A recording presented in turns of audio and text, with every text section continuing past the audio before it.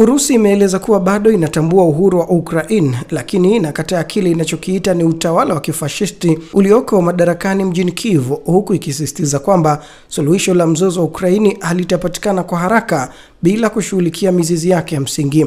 Katika mahojiano tofauti yaliyotolewa mwishoni mwa juma, waziri wa mambo ya kigeni wa Urusi Sergei Lavrov na msemaji wa ikulu ya Urusi Kremlin Dmitry Peskov wameweka wazi msimamo wa Moscow kuhusu vita hivyo, wakisisitiza haja ya mazungumzo ya kina badala ya makubaliano ya muda. Akizungumza na kituo cha YouTube cha Hungary Ultrahang, Lavrov amesema kwamba Urusi inatambua uhuru wa Ukraini kwa mujibu wa azimio la uhuru na katiba yake, ambazo zilibainisha kuwa Ukraini ni nchi isiyo ya shirikisho, isiyo na silaha za nyuklia na inayolinda haki za wachache wa kitaifa. Hata hivyo, amesema hali hiyo ilibadilika baada ya mapinduzi ya Maidan ya mwaka 2014 ambapo Ukraine kwa mujibu wake iligeuka kuwa utawala wa wazi wa kifashisti unaolenga kutokomeza kila kilicho cha Kirusi. Lavrov alishutumu serikali mjini Kyiv kwa kupiga marufuku lugha ya Kirusi, akisema ni nchi pekee duniani iliyopiga marufuku lugha rasmi ya Umoja wa Mataifa, na kuongeza kuwa hatua hiyo imewageuza wakazi wa Donetsk na Lugansk kuwa raia wa daraja la pili. Tunapaswa kuwalinda watu hawa dhidi ya mateso ya utawala wa kifashisti. Huu si mzozo wa ardhi pekee, bali ni mapambano ya kulinda haki na utamaduni wa watu waliokuwa sehemu ya urithi wa Urusi, alisema Lavrov.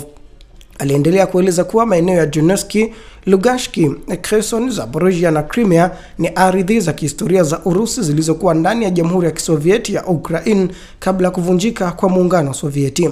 Lavrov alisisitiza kwamba Urusi haitaki mapumziko ya muda ya vita, bali inataka amani ya kudumu, akisema tatizo la msingi ni sera ya Kyiv na uingiliaji wa mataifa magharibi.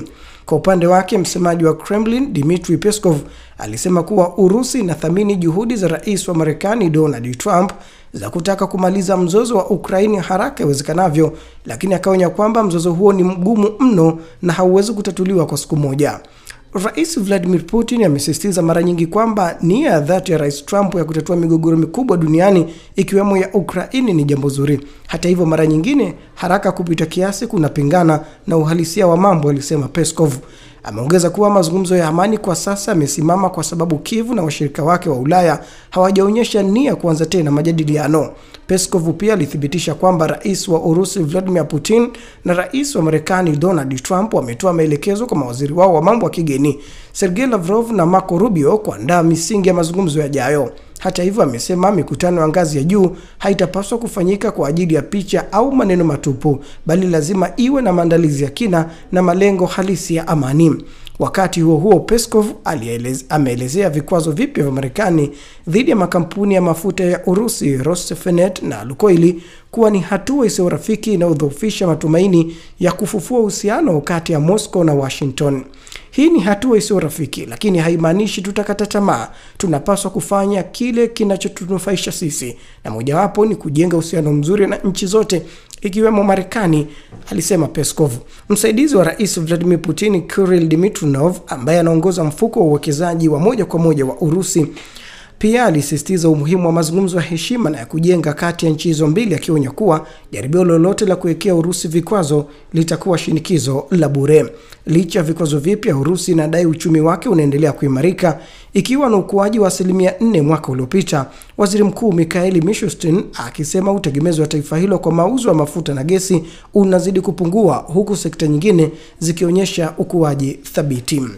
Na tukisalia katika taarifa hizo za mzozo wa Urusi na Ukraini, sasa tuelekee kule Moscow, Urusi, ambapo Urusi imetangaza kwamba kombora lake jipya la Burevestnik lililojaribiwa Oktoba 21 lina uwezo wa kuruka umbali usio na kikomo na kuepuka mifumo yote ya ulinzi wa anga. Kombora hilo la nyuklia lina uwezo wa kushambulia malengo yaliyo kwenye kinga ya juu, likiwa na uhakika wa usahihi na la uwezo wa kudumu angani kwa muda mrefu, likionekana kama hatari kubwa ya kijiometriki kwa mamlaka yoyote ya kijeshi.